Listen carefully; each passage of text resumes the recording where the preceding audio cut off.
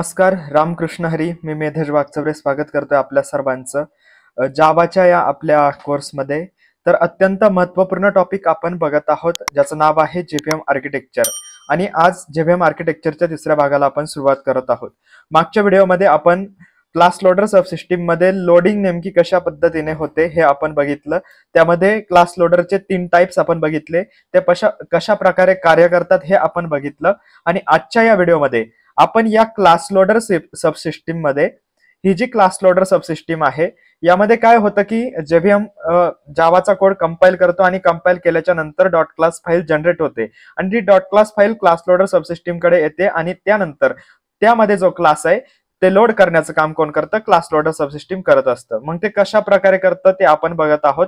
त्यामध्ये आपण मागच्या व्हिडिओमध्ये बघितलं, बुटस्ट्रॅप क्लास लोडर बघितला, एक्सटेन्शन क्लास लोडर बघितला, ऍप्लिकेशन क्लास लोडर बघितला, ते कशा प्रकारे काम करतात हे आपण बघितलं. मग त्यामध्ये काय होतं की क्लास लोड होतो, त्यानंतर जो मेटाडेटा त्यामध्ये आहे तो मेथड एरियामध्ये स्टोअर होतो आणि त्यानंतर ऑब्जेक्टला हिप एरियावर मेमरी अलोकेट होते आणि त्यानंतर stack, PC register, execution engine हे त्यानंतर पुढे क्लास तो किंवा ती जावा फाईल किंवा ती डॉट क्लास फाईल हे एक्झिक्यूट करत असतात. तर हे सगळं होत असताना आपण बघितलं की क्लास लोडर सबसिस्टीम ही कशा प्रकारे काम करते.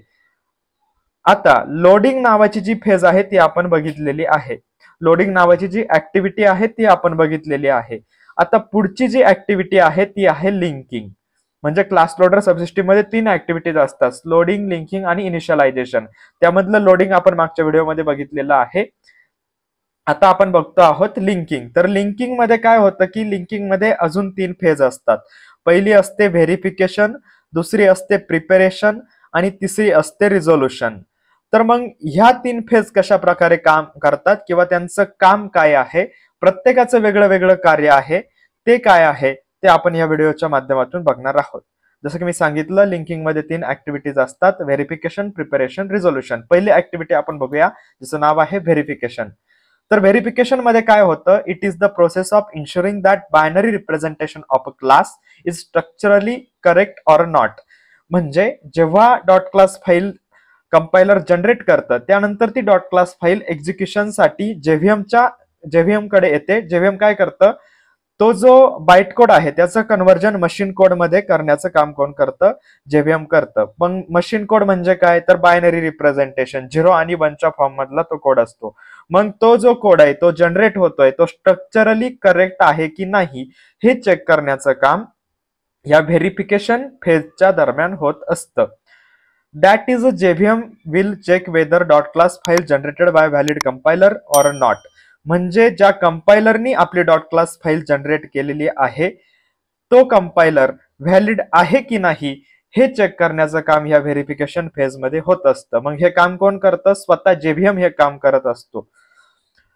Dot class file is properly formatted or not. आणि मग जी डॉट क्लास फाईल जनरेट झालेली आहे ती व्हॅलिड कंपायलरनी जनरेट केली आहे की नाही आणि त्याचबरोबर ती प्रॉपरली फॉर्मॅटेड आहे की नाही हे सुद्धा या व्हेरिफिकेशन फेजच्या दरम्यान जेव्हीएम चेक करत असतो. मग जेव्हीएम चेक करतो म्हणजे जेव्हीएमच्या आतमध्ये अजून कोणता तरी कॉम्पोनंट असेल ना की जो हे कार्य करत असतो. तर जेव्हीएमच्या आतमध्ये सुद्धा एक जेव्हीएमचा एक बाइटकोड व्हेरिफायर नावाचा पार्ट आहे, तो हे काम सर्व करत असतो. If verification fails, then we will get a runtime exception saying java.lang.verify error. मग सपोज जर जी डॉट क्लास फाईल जेव्हीएम कंपायलरने जनरेट केलेली आहे तो कंपायलर जर व्हॅलिड नसेल किंवा त्या डॉट क्लास फाईलचं जे स्ट्रक्चर आहे ते प्रॉपरली फॉर्मॅटेड नसेल तर व्हेरिफिकेशन हे फेल होतं आणि रन टाइमला आपल्याला एक्सेप्शन येतं java.lang.verify error. तर ही सगळी ऍक्टिव्हिटी कधी होते? व्हेरिफिकेशन फेजच्या दरम्यान होत असते. याला काय म्हणतो आपण? व्हेरिफिकेशन असं म्हणतो. पुढची जी ऍक्टिव्हिटी आहे लिंकिंग फेज मधली ती आहे प्रिपरेशन. मग प्रिपरेशन मध्ये काय होतं? JVM will allocate memory for the class level static variables and assign default values. म्हणजे जे क्लास लेवल व्हेरिएबल्स आहे, जे स्टॅटिक व्हेरिएबल आहे. स्टॅटिक काय असतं ते आपल्याला एक सेपरेट टॉपिक पुढच्या काही व्हिडिओमध्ये येणार आहे, ते आपल्याला बघायचं आहे. आता फक्त तुम्हाला लक्षात ठेवायचं आहे की क्लास लेवल स्टॅटिक व्हेरिएबलला प्रिपरेशन फेजच्या दरम्यान जेव्हीएम मेमरी अलोकेट करतो आणि ते जे व्हेरिएबल्स आहे म्हणजे ते इंटिजर टाईपचे असतील, फ्लोट टाईपचे असतील, डबल टाईपचे असतील हे डेटा टाइप्स आहे ते सुद्धा आपल्याला बघायचं आहे. मग त्यांना डिफॉल्ट व्हॅल्यू असाइन ही प्रिपरेशन फेजच्या दरम्यान जेव्हीएम करत असतो. मग डिफॉल्ट व्हॅल्यू इंटिजरची असते 0, फ्लोटची असते 0.0f. अशा ज्या डिफॉल्ट व्हॅल्यूज आहे ते असाइन करण्याचं काम जेव्हीएम त्या व्हेरिएबल्सला प्रिपरेशन फेजच्या दरम्यान करतो. मग तुमच्या पुढे प्रश्न पडला असेल की इंटिजर एक्स नावाचा एखादा आपण व्हेरिएबल तयार केला. सपोज इंटिजर एक्स नावाचा एखादा आपण व्हेरिएबल तयार केला आणि त्याला व्हॅल्यू दिली आपण 10 आणि हा व्हेरिएबल स्टॅटिक आहे. स्टॅटिक म्हणजे क्लास लेवल ऑब्जेक्टचा यांचा काहीही संबंध नसतो. हे क्लासशी रिलेटेड असणारे व्हेरिएबल्स असतात, त्यांना आपण काय म्हणतो, स्टॅटिक व्हेरिएबल्स असं म्हणतो. मग सपोज तुम्ही हे स्टॅटिक व्हेरिएबल तुमच्या क्लासमध्ये तयार केलेला आहे आणि जेव्हा तुमचा क्लास लोडर सबसिस्टीम प्रिपरेशन फेजच्या दरम्यान ह्या कोडचं कन्व्हर्जन मशीन कोड मध्ये करत असतो किंवा तो क्लास लोड करत असतो, तेव्हा इंटिजर एक्सला सुरुवातीला काय होणार, ही व्हॅल्यू नाही असाइन होणार, 0 व्हॅल्यू त्याला असाइन होणार. मग तुमच्या पुढे प्रश्न पडेल की ही जी 10 व्हॅल्यू मी याला दिलेली आहे ती त्याला कधी असाइन होईल, तर ती व्हॅल्यू इनिशियलायझेशन फेजच्या दरम्यान त्या व्हेरिएबलला असाइन केली जाईल. ते आपल्याला पुढच्या स्लाइडमध्ये बघायचंच आहे. तर मग प्रिपरेशन झाल्यानंतर पुढची जी ऍक्टिव्हिटी आहे ती आहे रिझोल्युशन. मग रिझोल्युशन मध्ये काय होतं, resolution is the process off replace symbolic references use by the loaded type with original references. आता हे सिम्बॉलिक रेफरन्सेस म्हणजे काय, जसं की या ठिकाणी आहे क्लास टेस्ट,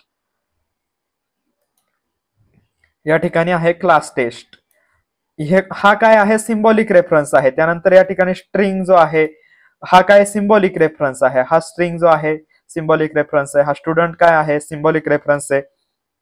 या सगळ्यांचा एक पॅरेंट क्लास असतो, तो असतो ऑब्जेक्ट क्लास, तो काय आहे सिम्बॉलिक रेफरन्स आहे. हे सगळे सिम्बॉलिक रेफरन्स आहे, परंतु ह्या सिम्बॉलिक रेफरन्सला डायरेक्ट रेफरन्स मध्ये किंवा ओरिजिनल रेफरन्स मध्ये कन्वर्ट करण्याचं काम कोण करत असतं, रिझॉल्वर करत असतो. रिझोल्युशन फेज मध्ये हे काम होत असतं.